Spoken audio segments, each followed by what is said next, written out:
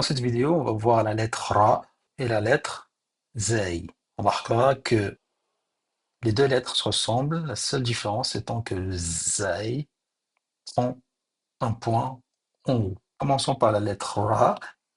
On la voit ici au début du mot, dans le mot Risha, qui veut dire plume.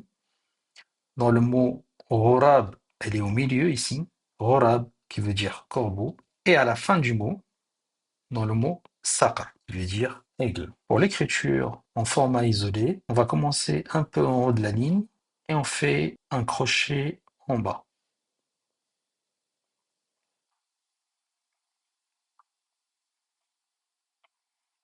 Donc on commence ici, au-dessus de la ligne, et on fait un crochet. Ce format étant le format de la lettre isolée, mais aussi le format de la lettre au début.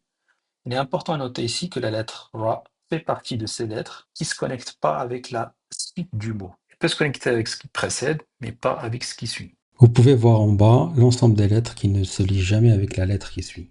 Donc pour écrire le Ra au milieu, on va venir du mot et on va faire notre Ra, comme dans le mot Saqr. Concernant la lettre Zay, la seule différence qu'on a avec le Ra est le point qui est en haut de la lettre. On le voit ici avec le mot Zubda. Donc la lettre est au début du mot. Quand elle est au milieu, elle est connectée à ce qui précède. Donc dans le mot Ghazal, qui veut dire gazelle. Et puis à la fin ici, elle est en format isolé parce qu'elle est précédée par la lettre Waw qui ne se connecte pas non plus. Donc ce qui donne Mauz, qui veut dire banane. Donc pour l'écriture, c'est exactement la même chose qu'Ora.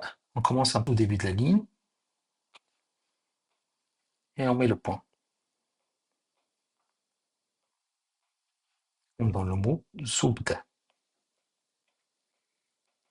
Et à la fin ou au milieu, on va